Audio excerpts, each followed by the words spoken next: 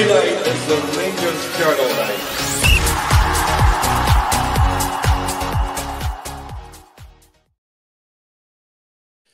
Good morning, good evening, or good afternoon, depending on when you're watching this. This is the Rangers Journal, and this is the Lowdown, your top place for the information on our upcoming opponents in a short and quick 6-6 time frame. After last weekend's abysmal and disappointing performance against Queen's Park, which put us out of the Scottish Cup, Rangers have now had a week without any games to prepare themselves to get over that, hopefully to recentre and to come out swinging and really show that they have to make amends for that match, as it leaves us now effectively with realistically no chance of any trophies this season.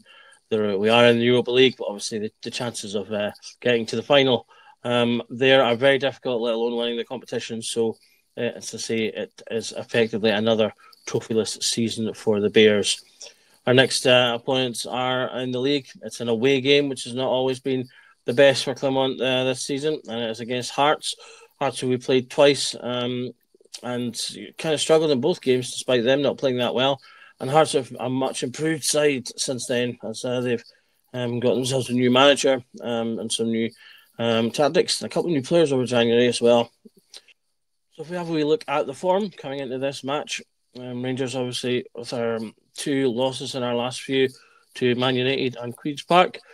Hearts, no losses in their last few matches, but 2 draws, a few wins with some goal-heavy matches against Dundee and Kilmarnock. In fact, and against Wigan City with 4-1, 3-2 and 6-0 wins respectively. The Rangers currently sitting second after 25 games with 53 points. Goals for 51, goals against 19. The goal difference of 32. Contrasting that to Hearts, after 25 games, sit in 7th position with 30 points, 34 goals for, 33 goals against, and so a goal difference of singularly 1. They really struggled for scoring goals in the first half of the season. Shankland was off form, and other players weren't really chipping in to make up the difference. But that, as I say, has turned around a lot in recent times with their change of manager. They are now scoring goals again, starting to perform better. So we are going to go into this game facing the Hearts team, who will look to take advantage of our terrible away record and will no doubt feel confident that they can try and get some points against us. Our head-to-head against Hearts, however, is good. We've not lost in a while. 1-0, 0-0, 3-3, 2-0 and 5-0 most recent results in the head-to-head. So we should really go into this game hopefully looking to get that victory.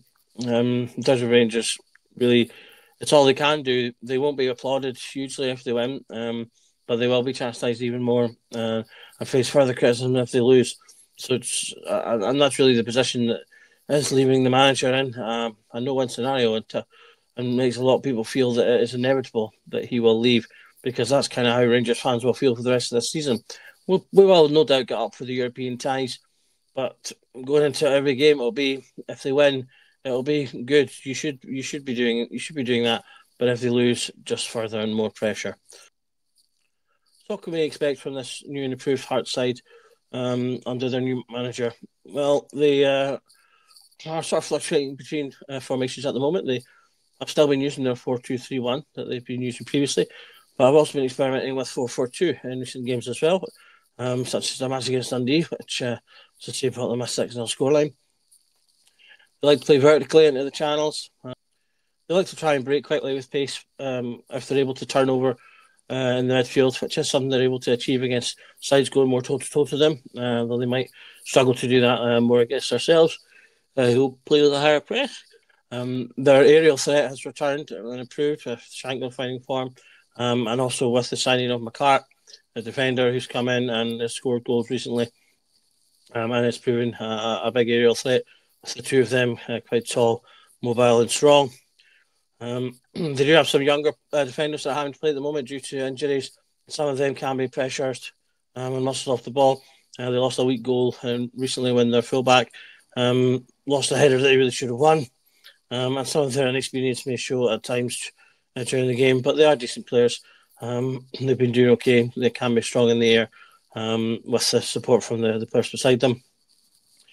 Their biggest threat comes from their left-hand side, where they've got Penrice At full-back, Spittle on the wing, and then Shankland tending to play slightly to the left, particularly when they're playing their 4-4-2. Between the three of them, they've got 10 goals and 10 assists. Penrice is second in the league for big chances created with 10 as well. So there's a lot of creativity going down that side.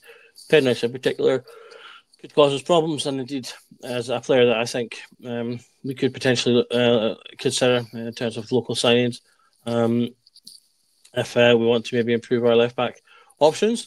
I think he's a player that I think will look to cause us trouble pushing up from that full-back position.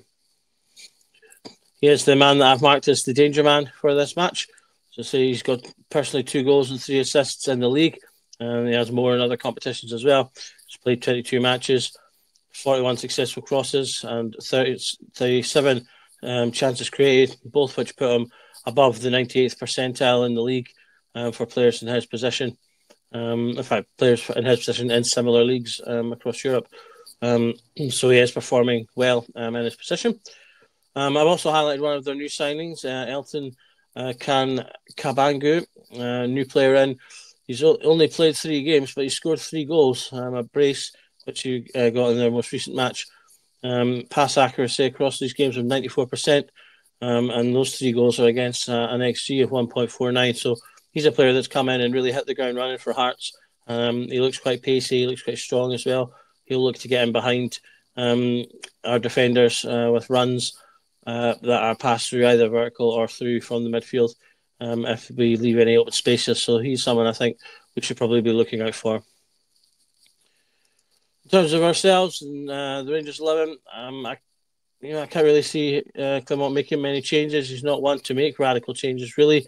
We could see Proper come in defence, although I would probably quite like to see us just continuing to give Ed a chance as a younger player and someone that probably has more of a longer term future with the club. I'd like to see him continue with Sitter. Standard fullbacks in midfield, I think, give the best opportunity to work against the pressures that the Hearts team will give. You could potentially have Lawrence coming in for Barami, who Barami continues to just really be a little bit poor of late. So maybe he brings Lawrence in. He was a fan of Lawrence when he was fit. And Lawrence does have a goal in him, so there could be potential there. Hadji and Cherney, our most technically gifted players in terms of our attack, I think have to be included in a must-win game. And then a man up front. The only other changes I could potentially see is he maybe plays Dessers with a man I would score in a couple of games. But other than that, unless he changes something tactically, then I think the team, in terms of who the strongest options are, is effectively the team that's there, save maybe Proper, depending on who we're playing, or potentially Balogun if you were fully fit, Balogun available as well. So I don't really see what else he will potentially choose. I would normally come in here with who Rangers game changer will be. In the last match for Queen's Park, I didn't choose a game changer as I thought the team really needed to pull together and show that their togetherness and their pride and to really take that game to the sword, going on to predict a hopeful 4-0 victory. That obviously proved to be horrendously wrong. The team were awful from front to back. Didn't really show anything in the game, no urgency, no aggression, no desire. So for the second week running, there's no one I can really say I think is a game changer in the team at the moment because they're all playing so poorly. So again, I'm saying it needs to be a team performance. The team needs to show more to us. They need to show us that they're in to fight, to impress, to fight to improve the away record, to fight for their manager. And if indeed he's going to remain, people talk a lot about players and managers in terms of whether a manager is losing the dressing room.